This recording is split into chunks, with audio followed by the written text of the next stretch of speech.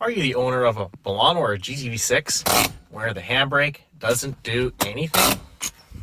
Do you find yourself chasing after your car after you've parked on a hill because it's decided to roll down the hill? Well, we're going to make a quick video on how to quickly adjust your handbrake mechanism the proper way without instead of just adjusting the cable length to actually make the handbrake work again. All right. Step number one, you're going to want to get your GTV6 or your Milano nice and high on your jack. I like to put some gloves on my jack so I don't scratch crap up.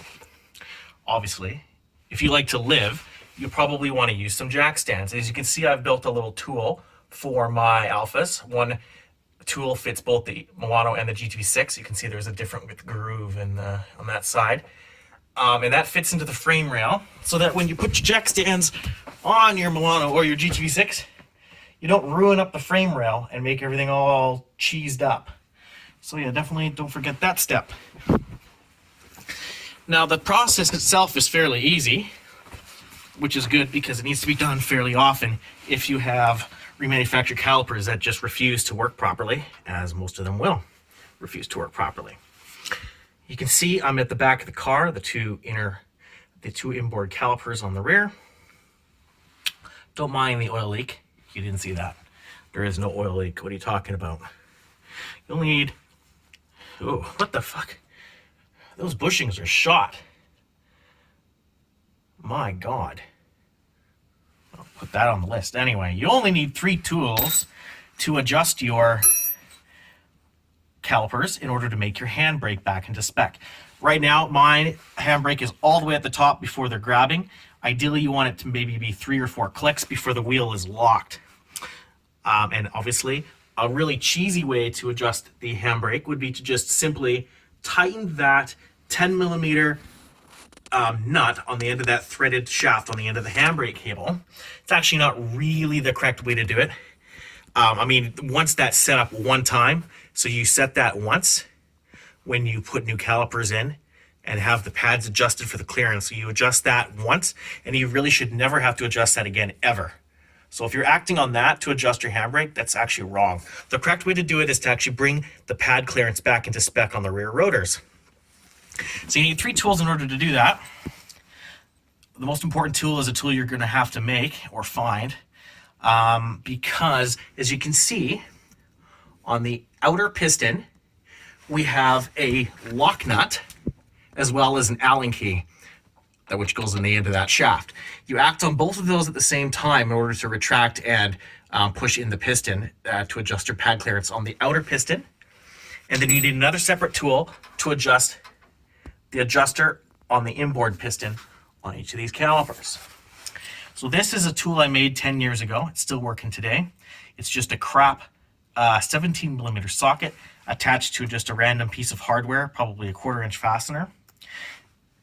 The socket is needed because you need to be an access hole so that your 5 millimeter Allen key can go and adjust that shaft whilst you hold this tool so that you can adjust the lock nut. So what you're trying to do is you're going to loosen the lock nut, hold that in a loose position, and then adjust the adjuster.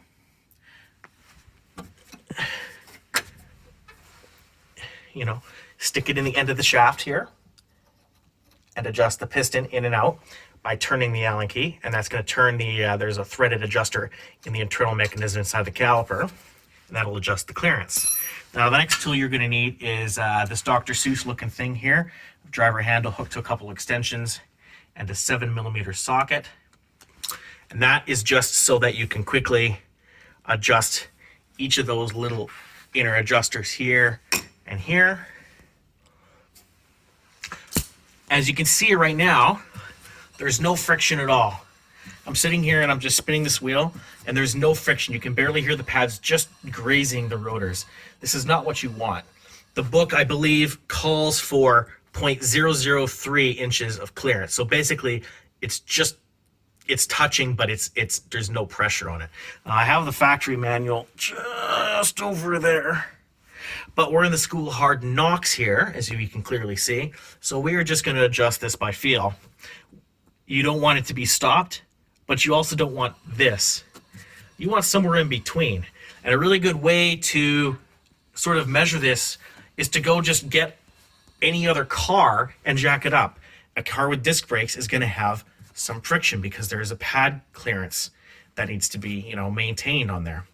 If your pads aren't adjusted, when you go and step on your brake pedal, you're going to find that the pedal almost feels spongy because there's so much travel.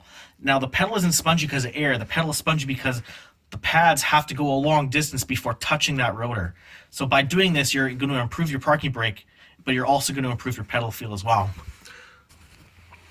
Okay, we are kind of midway through adjusting our driver's side caliper. And as you can see, I've now, as you can hear, gotten more friction on this outer pad. You can see kind of the adjustment procedure that I'm doing. So all you're doing is, here's another little tip. I can never remember which way to turn this Allen key or the inner adjuster. I can never remember which way does which. It's more of just a turn a little bit one way and see what happens, and then turn it the other way and see what happens, and eventually you'll get to the result that is desirable. So on this one, to adjust, it turned out to adjust the pad inwards. I loosened this lock nut, as you can see. Now I'm not going to be able to show you really because I don't have 3 hands, but you just, let's just try to get this with my finger here. All right.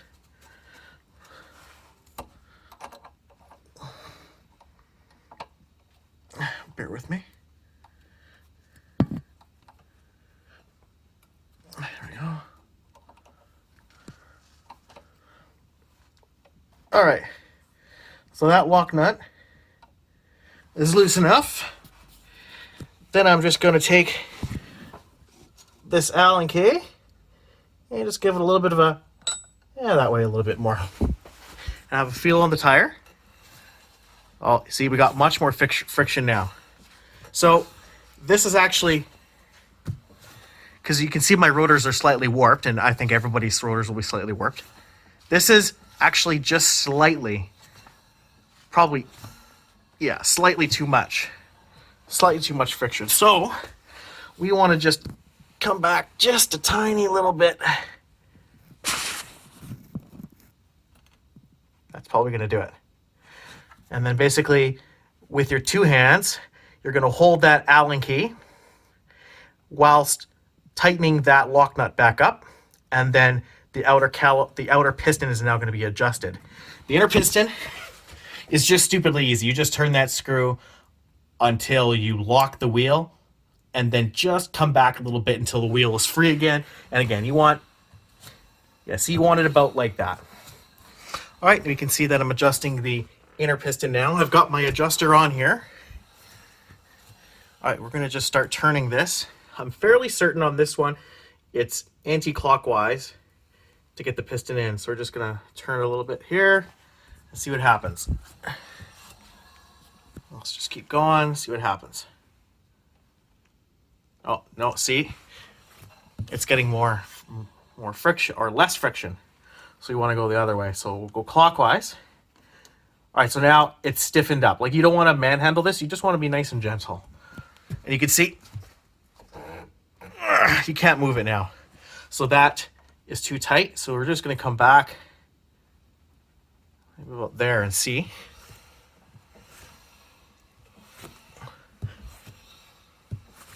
There we go. That's pretty good there. Keeping in mind that you're going to do this on both sides. You want them as even as possible, ideally. This will sort of self-adjust as you drive. If there's too little clearance, if you've put a little bit too much friction on there, your brake pads will, over the course of, your first 15-minute drive, the brake pads will, heat up a little bit, and they will wear to its correct spot. Ideally, you don't want to fry the brakes or anything like that, so don't obviously lock it, but just use common sense, something like that. You can see the difference between that wheel which has absolutely nothing. And then this one here, which has friction. So yeah, do both sides, and then you should be good to go. All in all, it's about a 15-minute endeavor, including your jacks and jack stands and all that sort of stuff.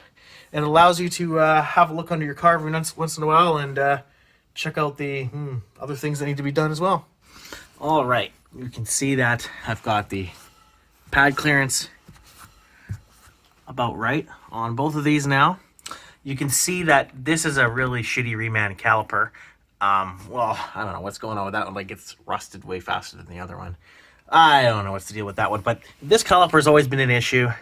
A lot of the times, if your calipers are pretty rusty, you will find that when you try to dick around with that adjuster a lot, that there actually is a little O-ring behind that, and you can actually disconnect the whole system from the kind of the O-ring. It's kind of hard to explain until you've taken one apart, but nevertheless, this can happen. So basically what you're going to want to do is just make sure that lock nut's tight, or the lock nut is tight. That will push that back onto the O-ring seat again and stop the leak. Leaking here is not a big deal while you're adjusting it, as long as once everything's all back together, it's all good. So as we can see, our pad clearance is back in spec. If you have the caps that go on the end of these calipers, now would be a perfect time to put them back so you don't lose them. Some idiot has lost these ones. It wasn't me, but it was somebody else. So now that you're done back here, your last step is to go into your car and see how things are. Very careful. There we go. There we go. 1, 2, 3, 4. 4 clicks. She's not going anywhere. So mission accomplished there. You will get improved pedal feel from that too. But yeah, that's where you want to be, right? 3, 4 clicks. 1, 2, 3, 4. That's as far as it'll go. So mission accomplished on that regard. Put your car down and enjoy.